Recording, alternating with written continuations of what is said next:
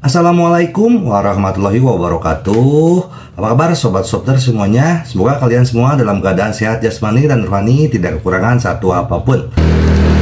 Bab 1286 sampai bab 1290. Yan Longwei sudah lama tidak melihatnya. Salam kepada Dewa Perang Kunlun, beberapa pengawal naga api berteriak serempak. Ye Junlin tersenyum, aku bukan lagi Dewa Perang. Tidak, kamu adalah Dewa Perang Kunlun, semua orang tahu ini. Yan Longwei tersenyum, Junjun bertepuk tangan, iya, ayah adalah Dewa Perang. Ye Junlin tersenyum dan menyentuh kepala putrinya.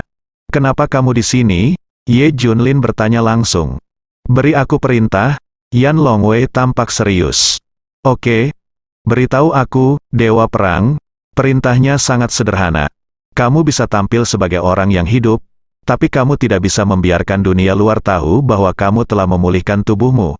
Kamu perlu menggunakan kursi roda, karena serangkaian hal abnormal baru-baru ini, seseorang telah berada di sana. Coba tebak apakah kamu masih hidup atau tidak. Kata Yan Longwei. Ye Junlin mengangguk, iya, saya juga merasakannya. Tujuan utamanya adalah agar beberapa pengkhianat tersembunyi belum terungkap. Anda perlu menggunakan istana Zentian untuk melenyapkan semua orang sekaligus, sekali dan untuk selamanya, Dewa. Dewa Perang, kamu juga mengerti bahwa kesempatan ini sangat jarang. Mampu menyelidiki dan menanganinya secara rahasia adalah sesuatu yang bahkan tidak dapat saya bayangkan sebelumnya. Yan Longwei berkata dengan terkejut, inilah yang diharapkan Daxia. Bukan berarti tidak ada ahli dalam kegelapan yang bisa menanganinya. Tapi tidak pernah ada orang jenius seperti Ye Junlin. Dia secara alami menangani banyak hal lebih baik daripada orang-orang itu. Yang paling penting adalah kebetulan ada kesempatan ini. Ye Junlin bukan lagi Dewa Perang. Ye Junlin mengerti bahwa Daxia ingin menggunakan masa sulitnya untuk secara diam-diam melenyapkan semua orang yang merugikan Daxia. Apa yang dia pecahkan belum lama ini hanyalah sebagian kecil. Masih ada lagi yang belum muncul, misalnya, mengapa Istana Raja Darah kembali lagi? Watanabe Tenichi menyembunyikannya bahkan setelah kematiannya. Hal ini selalu merupakan bahaya tersembunyi, perlu ditangani. Tentu saja ada orang dan hal lain. Ye Junlin tentu saja setuju. Selama dia mendukung Daxia, dia akan melakukan apapun. Belum lagi bisa bersama keluarga dan melindungi mereka. Jelas dia bisa membunuh musuh di medan perang dan menyapu ribuan tentara. Gelap, dia bisa mengidentifikasi pengkhianat dan menghilangkan bahaya. Ini Ye Junlin, selama itu bermanfaat bagi Daxia, betapapun kerasnya, dia akan setuju. Dewa Perang Kunlun, seseorang akan menghubungimu secara diam-diam dan memberimu tugas selanjutnya. Perintah dari Dewa Perang Kunlun ini juga merupakan level tertinggi, kamu wajib merahasiakannya dari siapapun. Yan Longwei melirik Junjun Dao, oke, saya mengerti. Oke, selanjutnya kami akan mengatur agar Anda, Dewa Perang, masuk sebagai manusia hidup. Setelah Yan Longwei menyampaikan perintah, dia segera pergi. Ye Junlin memandang Junjun dan berkata sambil tersenyum, Junjun, berjanjilah pada ayah bahwa urusan malam ini akan dirahasiakan. Kamu tidak bisa memberitahu nenek dan ibu saat kamu kembali lagi nanti, karena ini adalah urutan tertinggi. Daxia, Ye Junlin tidak bisa melanggarnya. Bagaimanapun, dia adalah pejuang Daxia. Adalah tugas seorang prajurit untuk mematuhi perintah. Baiklah ayah, Junjun tahu, Junjun berjanji. Setelah itu, Ye Junlin mencium Junjun dan mengirimnya kembali. Jangan khawatir Junjun, ayah akan mencarimu besok. Ye Junlin melambaikan tangannya, Li Ziran dan yang lainnya mengira malam ini sudah berakhir, tetapi mereka tidak mengharapkan seseorang untuk menyelamatkan mereka. Tapi mereka tidak tahu apa yang terjadi. Apakah konsorsium keluarga Li membiarkan mereka pergi? Tampaknya mustahil, seseorang selamatkan mereka. Segera, Junjun dibawa ke hadapan semua orang. Junjun, beritahu ibu, apa yang terjadi? Li Ziran bertanya dengan cemas. Ibu baik-baik saja. Jawab Junjun ragu-ragu, poin kuncinya adalah Ye Junlin menyuruhnya menyembunyikannya untuk saat ini. Dia berjanji pada ayahnya, Li Ziran dan Zhou Yingying sekilas tahu ada yang tidak beres. Junjun, jangan bohong, katakan padaku apa yang terjadi. Li Ziran bertanya dengan wajah dingin. Ya, mereka yang berbohong bukanlah anak-anak yang baik. Zhou Yingning mengingatkan. Aku, Junjun ragu-ragu. Terperangkap dalam perjuangan, di satu sisi, dia ingin menjadi anak yang baik, dan di sisi lain, dia ingin menepati janjinya kepada Ye Junlin. MS Zhou, halo, MS Li, kami akan menangani masalah malam ini. Pada saat ini, beberapa orang mendatangi mereka. Li Ziran dan Zhou Yingning sama-sama tercengang. Tidak hanya itu, Tuan Ye Junlin telah dijebak sebelumnya. Dan kami telah mengetahui semuanya, sekarang cabut larangan terhadap Tuan Ye Junlin dan izinkan dia memasuki Daxia. Kata pria itu, Li Ziran segera mengerti siapa orang ini. Terima kasih, di mana suamiku? Li Ziran bertanya dengan cemas. Dia masih di luar sana, tapi dia akan kembali besok. Saya ingin memberitahu Anda kabar baik. Tuan Ye menjadi lebih baik dan tidak mau berbaring sepanjang waktu. Dia bisa menggunakan kursi roda. Itu bagus, selama dia baru saja kembali, pria itu berkata. Saya harus berterima kasih kepada Qin Bei-san, Tuan Qin dan yang lainnya. Mereka membuat Tuan Ye menjadi lebih baik. Lalu apakah ada harapan baginya untuk pulih? Mata Li Ziran berkedip penuh harap. Sejauh ini masih ada harapan. Li Ziran dan Zhou Yingning tampak gembira.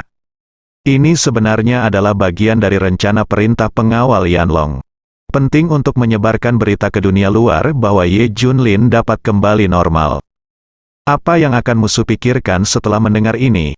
Aku tidak ingin Ye Junlin pulih, jadi kekuatan atau musuh yang lebih dalam akan muncul ke permukaan. Bagaimanapun, Ye Junlin telah mengurus semuanya sebelumnya. Misalnya, kekuatan yang berhubungan dengan Istana Raja Darah akan muncul bagaimanapun. Racun yang begitu kuat tidak melukai Ye Junlin. Karena itulah ia sengaja merilis kabar bahwa kesehatan Ye Junlin semakin membaik. Dalam kegelapan, Ye Junlin dan Bei Tianwang terus mengawasi. Tuan, selanjutnya Anda harus berperan sebagai orang yang tidak berguna. Apakah Anda merasa dirugikan? Tanya Raja Bei Tian, biarkan Ye Junlin sekarang duduk di kursi roda dan berpura-pura menjadi orang cacat. Dia merasa tidak nyaman. Ye Junlin menggelengkan kepalanya. Tidak. Saya bersedia melakukannya demi Daxia. Keluhan kecil ini bukan apa-apa, alasan utamanya adalah kematian palsumu kali ini telah membawa banyak musuh ke permukaan. Ini sangat efektif. Jadi Daxia akan membiarkanmu terus bertindak. Kata Raja Sitian. Ye Junlin mengangguk. Itu benar. Selanjutnya akan ada tugas baru. Semuanya, bersiaplah. Keesokan harinya, Ye Junlin sedang duduk di kursi roda dan dikirim kembali ke Jiangbei. Berita itu menyebar dengan cepat. Yang lebih menakutkan lagi adalah kesehatan Ye Junlin membaik di bawah perawatan Qin Bei-san dan dokter Tiongkok lainnya. Sebelumnya saya hanya bisa berbaring di tempat tidur, tidak bisa bergerak. Namun sekarang saya bisa menggunakan kursi roda. Untuk sementara waktu, seluruh dunia sedang mendidih. Tidak terbayangkan bagi semua orang untuk mengembalikan Ye Junlin ke keadaan sebelumnya. Ada Chen Wudao yang baru saja mengalahkan Istana Zentian. Inilah Ye Junlin lainnya di masa kejayaannya. Ini merupakan ancaman yang terlalu besar bagi semua orang. Apa yang tidak ingin dilihat siapapun, tiba-tiba terjadi pergerakan aneh di tempat gelap di seluruh dunia.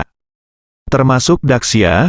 Ye Junlin dikirim kembali. Dan Li Ziran serta yang lainnya menangis kegirangan. Ye Junlin memandang keluarganya, merasa sangat bahagia di dalam hati. Meskipun aku menggunakan kursi roda, aku bisa melindungimu. Akhirnya, dia bisa hidup bersama keluarganya, bahkan di kursi roda. Malam itu Li Ziran dan Zhou Yingning menyiapkan meja berisi hidangan lezat. Junjun dipeluk Ye Junlin.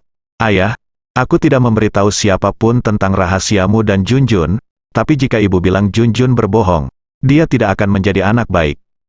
Junjun cemberut, dengan ekspresi sedih di wajahnya. Tapi lucu dan menggemaskan, Ye Junlin tersenyum dan berkata, apakah kamu mendengar percakapan antara pamanku dan aku tadi malam? Iya, aku mendengarnya. Junjun mengangguk.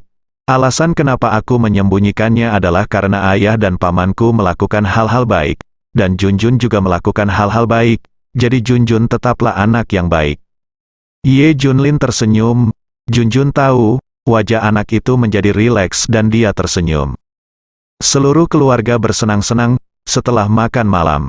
Li Ziran tersenyum dan berkata, keluarga kami akhirnya bersatu kembali, dan kemudian kami akan menjalani kehidupan normal, hebat sekali. Tetapi kehidupan orang biasa sangat sulit bagi mereka. Bahkan jika Ye Junlin seperti ini sekarang, tidak, berita kembalinya Ye Junlin menyebar ke seluruh dunia, dan popularitasnya tidak kalah dari sebelumnya.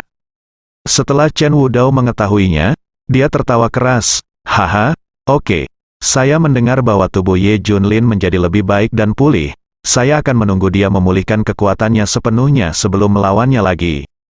Ye Junlin lagi, dan semua orang akan lebih yakin, semua keraguan akan hilang. Kata Po Jun sambil tersenyum, ya, meskipun aku tidak perlu lagi mengalahkan Ye Junlin untuk membuktikan diriku, ini adalah obsesi di hatiku. Aku harus mengalahkan Ye Junlin lagi. Chen Wudao tampak bangga. Sejak mengalahkan Raja Utara, kepercayaan dirinya meningkat 2 kali lipat. Tidak ada yang menganggapnya serius. Awalnya, dia mungkin sedikit takut pada Ye Junlin, tapi sekarang Ye Junlin hanya menjadi pecundang di matanya. Ye Junlin tidak boleh sembuh. Jika dia sembuh, itu akan menjadi bencana. Iya, dia tidak akan mati bahkan jika dia melakukan ini, nasibnya sungguh hebat. Dialah yang menghalangi rencana kita, dia harus mati. Kita harus menunggu sampai dia pulih. Ayo, bunuh dia. Suara-suara seperti itu terdengar dari seluruh dunia ketika mereka mendengar berita bahwa Ye Junlin masih hidup. Saat ini, orang yang paling marah adalah Sansing Group. Di rumah mewah konsorsium keluarga Li di Singguo, para eksekutif senior keluarga Li sangat marah. Pangeran mereka benar-benar mati. Siapa yang melakukannya? Cari tahu segera. Saya ingin membalaskan dendam putra, cucu, saya tidak peduli siapa itu dari Daxia. Keluarga Li negara bintang kita akan membunuhnya. Emas hitam dari kerajaan Singa, hal yang sama berlaku untuk konsorsium. Cari tahu dan balas dendam tidak peduli seberapa mahal biayanya. Hal yang paling menakutkan adalah klan Beiliang sudah mengetahui hilangnya Fu Shenlin dan keempat muridnya. Selidiki masalah ini secara menyeluruh, seorang anggota klan Beiliang benar-benar mati di dunia sekuler. Jika tersiar kabar, reputasi klan saya akan hancur. Klan-klan Beiliang mengeluarkan perintah. Segera, klan Beiliang yang tertutup mengirim beberapa kelompok orang ke dalam apa yang mereka sebut dunia sekuler. Terakhir kali sebuah klan mengirim seseorang ke dunia seperti ini adalah 200 tahun yang lalu. Kekuatan tersembunyi yang telah diam selama 200 tahun ini akhirnya tidak tahan lagi. Di permukaan terlihat tenang, namun nyatanya ada arus bawah. Semua karena kembalinya Ye Junlin, dia kembali. Badai sedang meningkat. Tapi inilah yang dia dan Yan Longwei inginkan. Hanya musuh yang lebih dalam yang akan muncul satu persatu. Selanjutnya, Ye Junlin memiliki 2 hal yang harus dilakukan. Pertama, tunggu misi pengawal Yan Long. Kedua, tunggu seseorang datang kepadanya. Keluarga Ye di ibu kota juga segera menerima kabar kembalinya Ye Junlin. Apa, anak ini masih bisa pulih? Ye Lingtian ketakutan saat mendengar ini. Jika Ye Junlin pulih, dia pasti akan mendatanginya.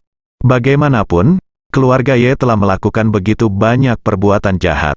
Kalau begitu kita hanya bisa menyingkirkan Ye Junlin sepenuhnya sebelum dia pulih. Cahaya dingin melintas di mata Ye Lingtian. Semua orang di keluarga Ye setuju.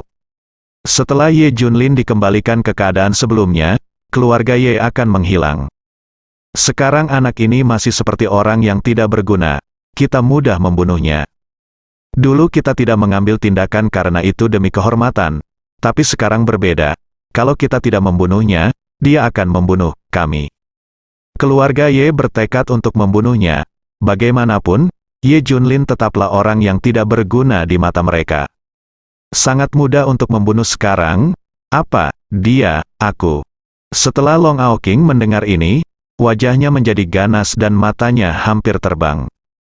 Dia tampak sangat menakutkan, bahkan Ye Lingtian pun menarik napas. Dia menggumamkan sesuatu yang tidak dapat dimengerti oleh banyak orang. Ye Lingtian mulai ragu. Mengapa Long Aoqing menunjukkan ekspresi tidak normal ketika dia mendengar nama Ye Junlin? Hei, kata dokter, Nyonya tenggelam dalam kesedihan karena kehilangan tuan muda dan sulit untuk pulih. Iya, jadi Nyonya dalam kondisi yang sangat tidak terstimulasi. Begitu dia mendengar nama Ye Junlin, dia akan melakukannya jadi gila. Benar saja, penyebutan Ye In Junlin, Long Aoqing seperti orang gila. Faktanya, Long Aoqing terasa seperti cermin, tapi otaknya tidak berada di bawah kendalinya, dan mulutnya semakin di luar kendalinya. Dia hanya bisa mengungkapkannya dengan cara yang aneh. Tapi semua orang hanya berpikir bahwa dia belum pulih dari rasa sakit karena kehilangan Ye Chen. Ngomong-ngomong, Patriark, ku dengar sesuatu yang besar terjadi. Seorang anggota klan Bei Liang meninggal di dunia sekuler. Sepertinya dia ada di ibu kota identitas orang. Ini cukup menakutkan. Dia ternyata adalah Chen Tuan Wudao. Pada saat ini, seseorang menyarankan ini, keraguan. Wow, setelah mendengar ini, Long Aoqing berteriak seperti orang gila. Semua orang terkejut, tapi dia tidak menganggapnya serius. Turunkan Nyonya dengan cepat, Ye Lingtian kesal dan memerintahkan orang-orang untuk membawa Long Aoqing pergi. Meskipun Long Aoqing berjuang, dia masih dibawa pergi. Jangan khawatir King Er, aku pasti akan membalaskan dendam Chen Er, putraku sudah mati, dan Ye Junlin tidak akan pernah hidup. Janji Ye Lingtian, Long Aoqing berjuang keras, tapi diseret. Jika ini benar-benar terjadi, itu akan menjadi masalah besar, mereka berasal dari klan Liang Utara. Ye Lingtian menarik napas, Gao Qingyu juga sudah meninggal, segalanya sangat aneh, saya curiga ini ada hubungannya. Kata pria itu, benar kan?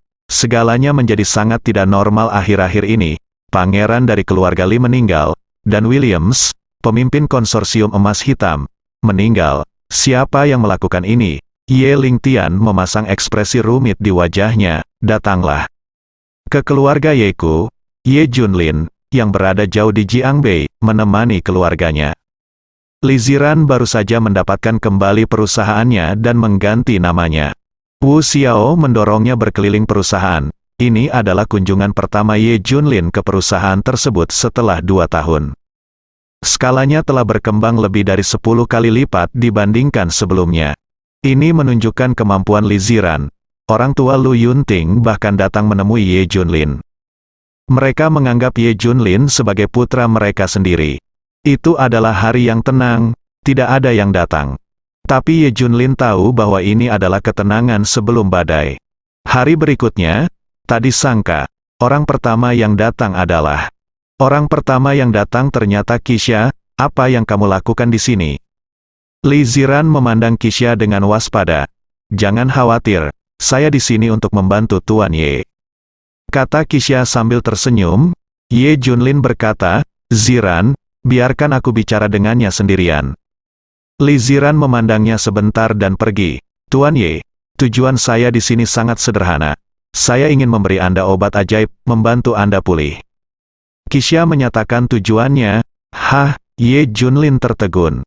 Guru mengirim saya untuk memberi Anda obat ajaib. Ini adalah obat penyembuhan unik guru. Ini akan sangat membantu pemulihan tubuh Anda. Qixia mengeluarkan sebuah kotak halus, dan segera aroma obat itu mengenai lubang hidungnya. Chen Wudao berasal dari keluarga kaya di Bei Liang. Mereka memiliki keterampilan medis kuno yang sangat kuno sehingga telah hilang.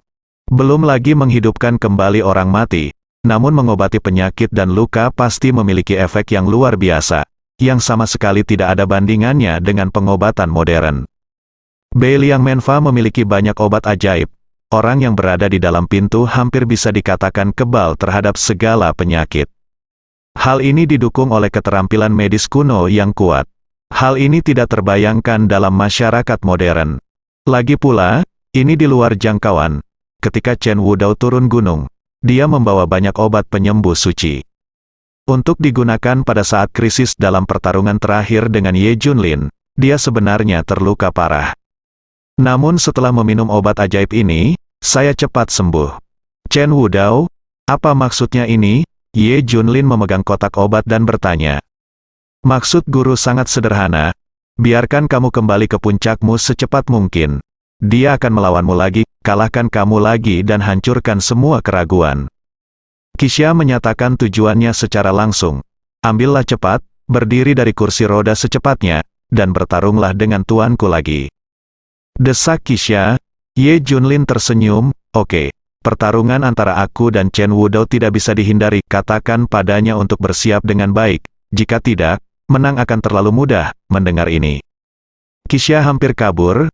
Kamu sedang duduk di kursi roda sekarang, beraninya kamu berbicara tanpa malu-malu. Tuan baru saja mengalahkan istana Zentian, dia adalah raja terkuat, kamu jauh lebih rendah darinya. Guru ingin kamu pulih dan bertarung lagi.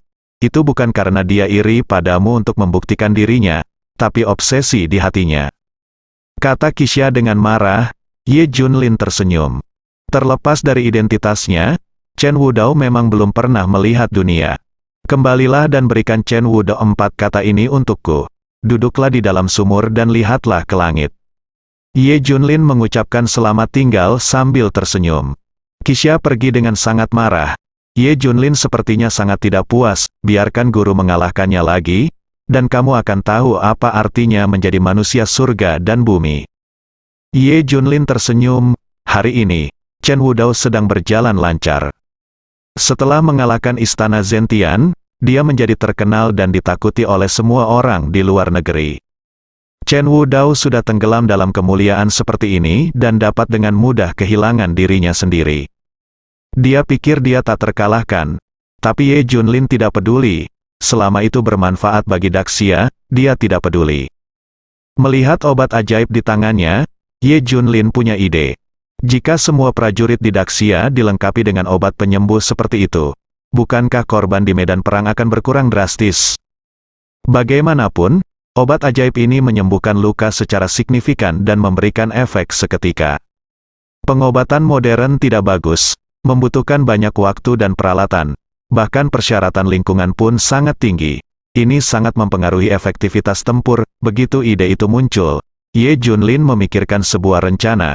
Mungkin sulit untuk membuat obat ini tersedia secara luas, namun lebih baik daripada tidak sama sekali. Sedikit penting, kamu bisa mencobanya. Inilah perbedaan antara Ye Junlin dan Chen Wudao. Bersambung.